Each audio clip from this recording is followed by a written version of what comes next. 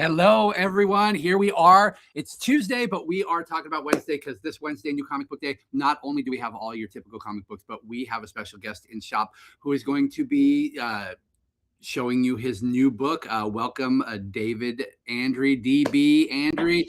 I guess DB Andry is just kind of redundant. Is it either DB or David Andry? It's either DB or David. Okay, or B, yeah, the B is my middle name. So that's where that came from. Welcome again, sir. How are you doing this morning? Doing great. Thanks for having me on, Ben.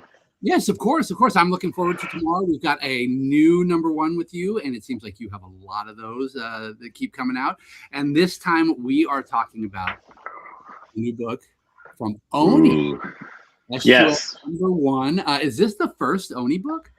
First Oni book, yeah. So it's pretty exciting working with a new publisher, yeah. And you're working with a new publisher, but you're working with your old cohort there. Tim Daniels on this one as well. Yes, of course. Don't go anywhere without Tim. Nice. You guys seem to do really well together, so why would you? Yeah. And you've got a new illustrator, correct? Mon House, is that how you say it? Yeah, I think it's Mon House or Man House. Yeah. Okay. So why don't you tell us a little bit about the book so that people know what they're in store for yesterday or tomorrow? Well, in general, it's like a ghost story mystery. It's about a marine archaeologist who's been ostensibly hired to search out a shipwreck for a mission off the California coast. And she's joined, she hires a charter boat captain, and together they search out for this shipwreck, and turns into a much larger mystery that has personal connections and spiritual connections, and there's a little romance in there. So it's a fun departure from, I mean, still kind of getting us in the horror genre, but we haven't done any really kind of romance, sexy books or any kind of ghost stuff yet. So it was really fun, like coming up with this idea and developing it with Tim, and then getting Man on board, and his art's just stunning. So you kind of let him go to work. It really is. And the neat thing about it that works really well with this particular book and what you're talking about is the artwork. It's really, I mean, haunting. Yes. Way to put it. Look at her face, look at the eyes. It just really fits the feel for what you guys are going for. Yeah, very atmospheric, very, kind of creepy. There's definitely, like, even in the quiet moments, there's definitely a, like, kind of just air of dread that comes with his style of art, the heavy blacks and a lot of shadows, and he's thrown a lot of extra stuff in there and really helping to create a good vibe for the book. Yeah, no, and it worked well. We've also got, that's what I ran away for. I forgot to grab the other covers. There are 3 covers for this one. So you have options when you come in tomorrow. That one was a Vanessa Del Rey cover, and that's Tim Daniel did that cover, my co-writer. Oh, he actually did. That's awesome. I didn't realize. Yeah. So for any project, Tim will come up with a key piece of art, like as we're developing the project, that kind of helps set the mood and tone, and it really helps him lock into the story. When he has a piece of art to hold on to, he's a very visual guy. He does all the logos and design work for all our books and things like that. So he'll always do like a key piece of art, and that was part of our pitch packet to Oni for this book, and they liked it so much they turned it into one of the covers for the first issue. So that's pretty exciting. I think it's not his first full cover out in the direct market, but it's the first one he's done for one of our books. So it's pretty awesome. The first one he's actually done for a book that you guys did. Yeah, I mean, he art directs all of our covers usually, so he'll work with the artist to develop the look for the covers. So it's almost always a version of one of his ideas that shows up on the cover, but that's the first one for us that's fully him, just not art directing the artist, but doing all the art himself. That's fantastic. So how did you hook up with Oni? Because go ahead. Yeah, that was a relationship between Tim and Bess, Bess Pilares, our editor at Oni.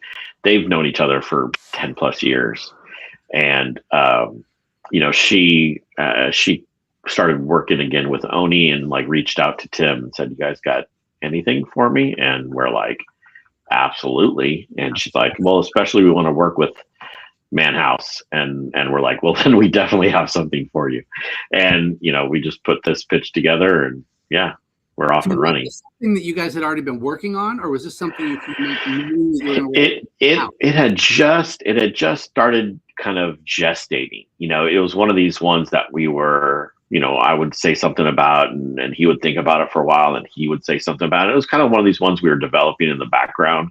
But when Bess reached out and, we found out that they wanted us to pitch something with Man, then it was a pretty easy one to lock into, because you're like, well, this one will be perfect for what they're looking for and what Man can do really, really well. So it was pretty easy to kind of gravitate to this particular pitch that we had been developing, because we're always developing 3, 4, 5, 10 different things at the same time. So it was just a matter of like, which one did we want to put together for Oni and for Man, and Estuary was the one that was the easy choice. Which is great. I mean, I love the fact that you guys are focusing on so many different things, and you're able to focus on so many different things and not get sucked into one, because then you have options when this kind of happens, which is great. Which is probably why you guys continually get picked up by publishers and everybody. Well, I'm in an indie creator Discord. There's a lot of people that have done Kickstarters, haven't been into the direct market, or have had one book in the direct market. And they're always asking about like pitching and stuff. And I'm like, if you've got one pitch, you have no pitches. It's too fine of a line to walk to just have one pitch you're taking to a publisher.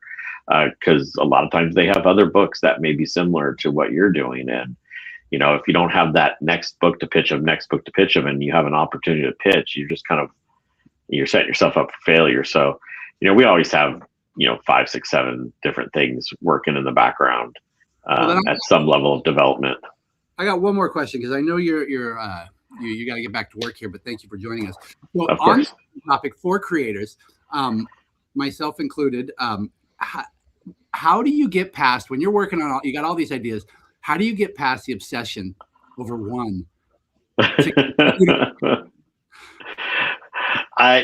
It's and I think it's part of just the overall training yourself as a writer, and that's why you usually hear the advice, start small, tell a story beginning, middle, end, and then move on, so you don't get too precious about one thing. You're going to love all your children, you're going to love all your little pitches, but if you're putting all your time and attention into one, and it all just depends on what your goal is too. If you want to make a 200-page graphic novel, feel free, but that is going to limit what you can do if you're trying to get into the direct market. If there's a whole career out there for people who just kickstart books, and building a big, kind of long series is possible there if you get the fan base and you keep people coming back for each issue, and you build that relationship with those fans up. But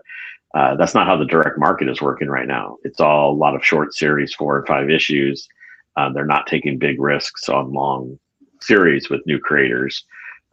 So if you're trying to get into the direct market, the best thing is to not have one thing that you love, more than anything in the world, but have 20 things that you really, really, really like.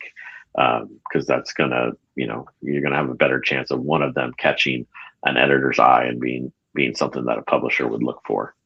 All right, everybody, that's good advice right there. I guess training yourself, you just have to work in. It is. You got to kill those darlings, they say all the time in writing, and some of that means kill your favorite character. Some of that means drop your favorite plot point if it's not working, and sometimes it means move on from that one series that you've been working on for 3 or 4 years. It's about again, it depends on what your goal is, and you always want to know what your goal is.